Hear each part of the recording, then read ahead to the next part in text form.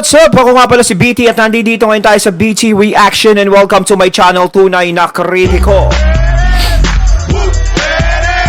At meron tayong panonooring video ngayon. Ito po ay nagbula kay Banat News Updates. Sa mga hindi pa po nakakabisita sa channel ni Banat News Updates, bisita na po kayo mga katunay. At kung hindi pa kayo nakakapag-subscribe, subscribe na din po kayo mga katunay kay Banat News Updates. At syempre, huwag nyo rin po sana kalimutan na mag-subscribe dito sa channel ko sa Tunay na Kritiko. Sa mga hindi pa nakakapag-subscribe and click the notification bell para maging updated po kayo sa mga reaction videos na aking ilalabas.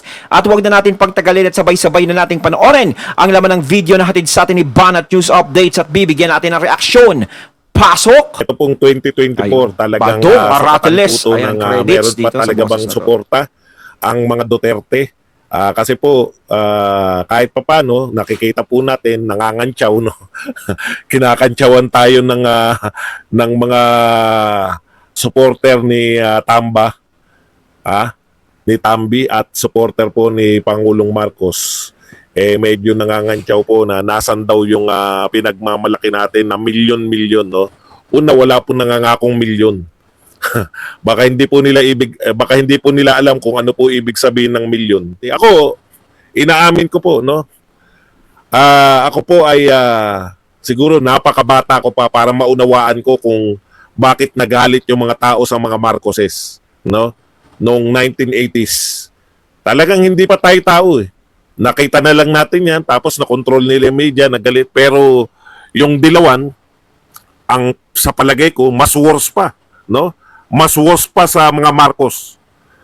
Pero ngayon po, nababalikan po natin dahil nga sa tinatawag nating actual nating naranasan. Kung paano po tayo pamunuan ng mga Marcos. Alam niyo po yung napaka-upbeat ng mood nyo, yung mga kanta po ng bagong silang, bagong buhay. Nakaka-uplift po ng damdamin. Sabay makikita mo na naghari-harian si Tambi, no? Bumabalik po talaga yung mga nabuhay nung panahon na yan, yung mga tao na. Yung mga kwento na Romualdez din po, yung nagpasama sa naunang Marcos, no? Yung naunang Marcos, yung tatay, Romualdez, at tatay rin yata nitong si Tambi, kaya talagang hindi maputol-putol eh. Isa po. Parang anong nangyari, si Bongbong ang nagtanim, ibang umaani. No? Mantakin mo, no? Nanalo ka, pero parang iba yung nagiging boses ngayon. Parang meron talaga na mas kumokontrol, no? Parang mas iba, parang hindi natin nararamdaman yung presidente talaga, no? Ang nararamdaman natin yung ang nararamdaman natin ngayon parang iba yung presidente. Yeah. Kasi laging nakakabit sa issue si si Martin. Ayun nga, 'di ba? Lagi natin siya nadidinig.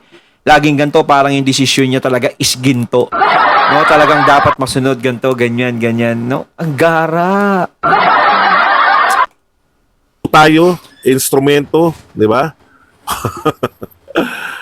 Kahit na po sa maliit nating paraan, no?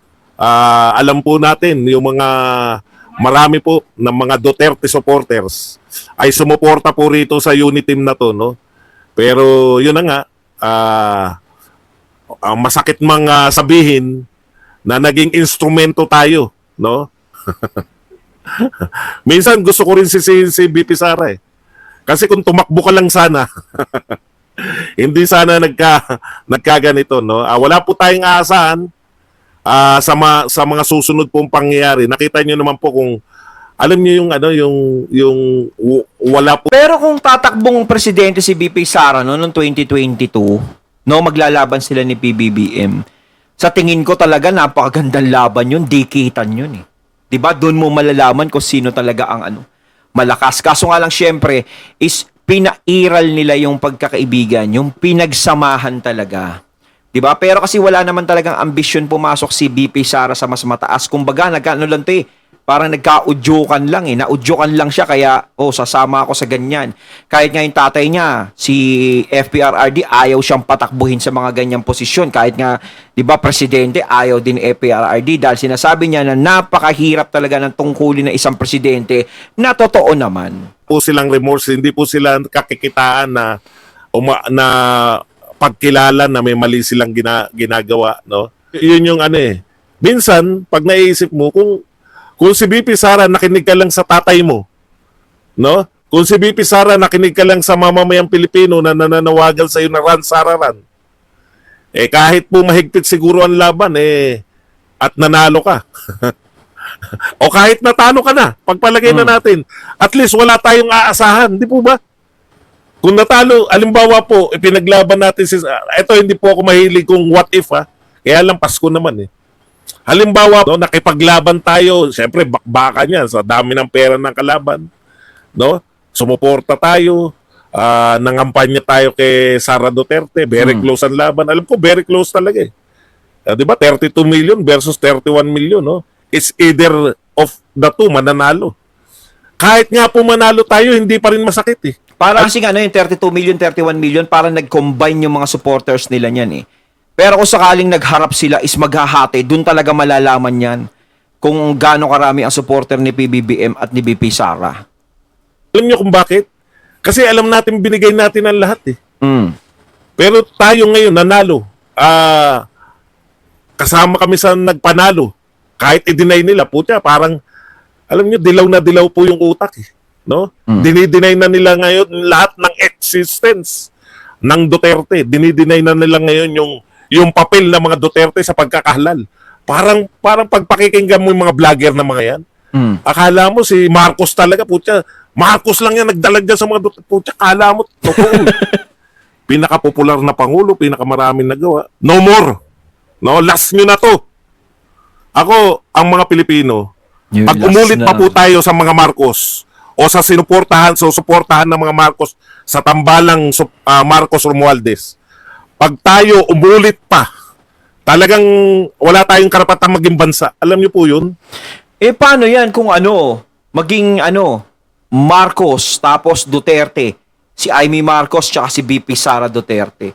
Kasi nakikita naman natin si Senator Amy is talagang pumapabor sa mga Duterte. No, talagang binabangga kahit nga sabihin na kamag-anak ni Amy talaga is pinaparinggan talaga niya. Ganun ang layunin niya. Paano kaya kung mag-combine sila sa susunod na eleksyon? Hindi ko po alam kung ano po yung kung too early. Grabe. Walang pakundangan. Alam niyo yun? Yung walang pagkukunwari kunwari, bati namin kayo Walang kunwarian. Pagka panalo, alam niyo po yung ginawa, lalo na yung mga vlogger, durugin yung mga Duterte na yan. Kami na lang, amin ang kapangyarihan. Alam niyo yung pagpapakabait, pagpapaka-humble nila sa mga Duterte, nagmamano pa sa mga Duterte. Real talk po, di ba? Ang ganda ng visuals. Nagmamano kay Digong, may nagmano pa kay Sara Duterte. Akala mo talagang yung mga Marcos, talagang kala mo, putya, ayos to. Tuloy-tuloy ang natin. Tuloy-tuloy ang pag-unlad mula kay Pangulong Duterte papunta kay Pangulong Marcos. Siyempre, biruin nyo naman, napakagalang nila. May nagmamano-mano pa. Alam niyo mga visuals na gano'n na minamanuhan nyo na parang, putya, isang buwan pa lang yata. Talagang yung mga alam mo yung nagtimpi ng napakatagal na panahon yung mga dragon na ng mga vlogger. Isang buwan pa lang yata gusto ng sunog. Magbuga ng apoy. Gusto na sunugin yung lahat ng mga ugnayan sa mga Duterte. Natatakanta talaga ako. Kapapanalo pa lang natin. Talagang Maldigs, demonyo mga Duterte, digong. Puta, sabi ko, saan nagagaling yung galit nyo? Yun ang naging problema no? Nung panahon ng eleksyon, talagang is good naman talaga. No? Hindi natin alam kung ano ang nangyari kung ba't nagkaganyan ngayon. Di ba? Hindi natin alam kung ba't biglang nagkaganyan noon.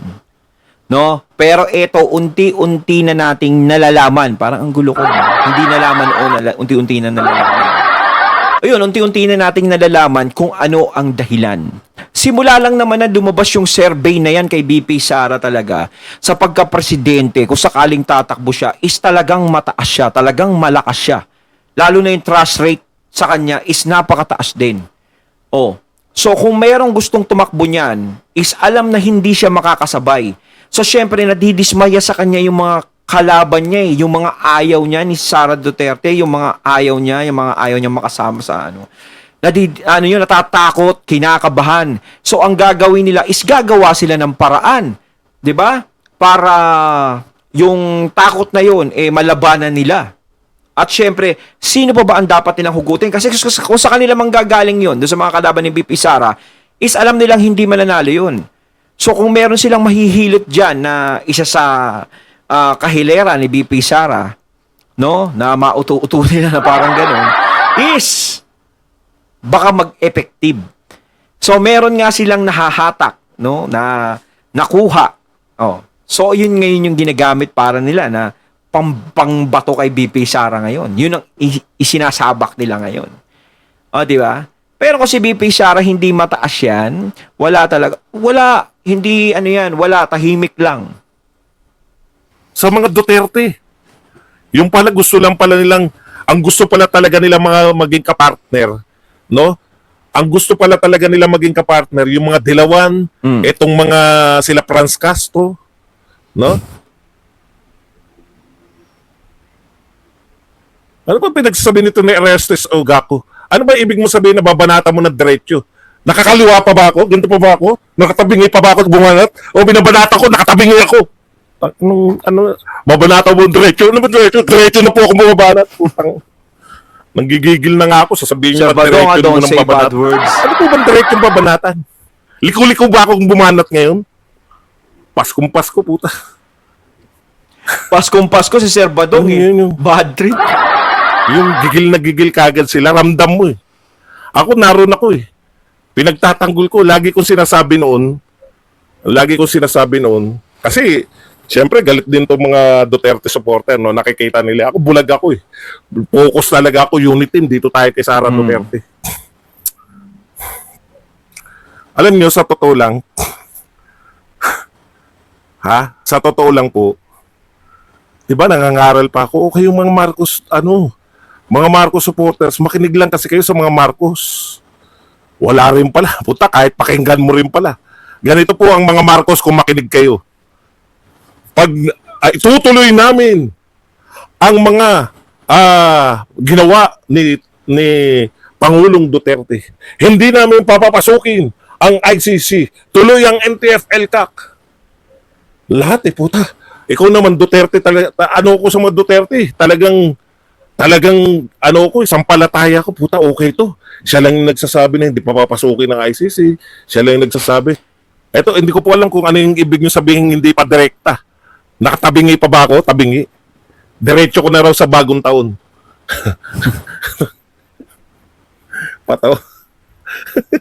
Meron palang ataking tabingi at diretso. Direktang atake. Hindi pa ba direkta to? Bilib talaga ako, sabi ko, Badong Aratiles nonsense. Bet ka narito. Naaawa naman ako sa iyo, Messis. Bakit ka narito kung nonsense pala ako? Yan yung minsan nakakainis nila. Magko-comment sa'yo, nonsense ka, pero nakikinig sila sa'yo. Nanonood. Buti nga sa inyo, kita nyo, buti nga araw sa atin, no? Papasok dito, taasa rin pa tayo, no? Yan po, ganyan po ang mga tamba Marcos. Tambalang, tambaluslos at Marcos. No? Hindi ka manghinayang na ibasura eh. Yung suporta mo, walang panghinayang eh. Boss Bas, ang tagal mong pinagtanggol yan eh. Hindi ako manghihinayang. Hindi ako nanghihinayang. Natutuwa po ako na yan ay ginawa nila ngayon. Palang, maaga pa. Alam niyo yun? Miss Eddie, thank you very much po sa 500 pesos. Merry Christmas po, Boss Buds. At sa lahat ng mga kulto. So ano po tayo ngayon? Relax lang po tayo, no? Mag-relax po tayo ngayon. Mag-Noche Buena tayo kasama ng pamilya. Yung wala pong mga kasamang pamilya mamaya, gusto nyong may kasamang mag-Noche Buena, no? Ilalive ko po yung Noche Buena namin ng aming pamilya sa Pindot na TV. Doon po kayo maki-Noche Buena po. Pero ito po, pinapangako natin, tuloy-tuloy na po to, no? Pakita po natin yung protesta natin. Alam niyo po, parang nananadya eh, no? Parang ano tayo, yung habang nagko-question tayo sa kanila, lalo po silang nananadya. Tignan nyo yung thank you very much, Virgilio Villanueva, 75 pesos na pangkape. Habang inaakusahan po natin sila na yung si Badoy at si Eric, no? Habang inaakusahan natin sila na bakit wala yatang kalayaan sa pamamahayag, no? Sinuspindi si Tatay Digong. Alam niyo po 'yun, yung pangyari na naglabas po yung PMA. Ewan ko lang kung naunawaan ng NTC tsaka MTRCB, no? Yung bigat ng ginawa nila ngayon na pagsuspindi kay Tatay Digong, gikan sa masa yung kala Celis at kay Badoy na programa. At lalong-lalo na sa NTC yung pagsususpindi nila sa SMNI mismo. Elena Tumaning, thank you very much sa 249 pesos na pangkape. Okay.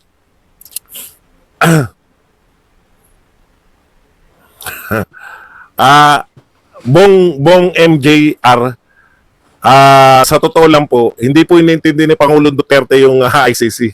Kayo lang naman na masyadong nag-iintindi sa ICC.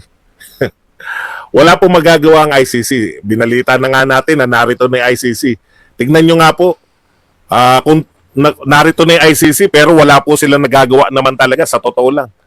Nagtatago nga sila eh. Hindi nga nila malantad na narito sila eh. Alam niyo po yung gawain ganun, gawain po ng mga traidor yan. Di po ba? Kasi kung normal po kayo, yung may paggalang po kayo sa batas, magpapaalam kayo sa gobyerno, etc. Okay, balikan po natin yung pinupunto ko, no? Alam po ninyo, tignan niyo po yung ginagawa, na para nananadya po yung gobyerno. Nag-react na nga yung PMA, Nag-react na yung PMA. Sabi nila, palayain niyo si Badoy at si Eric.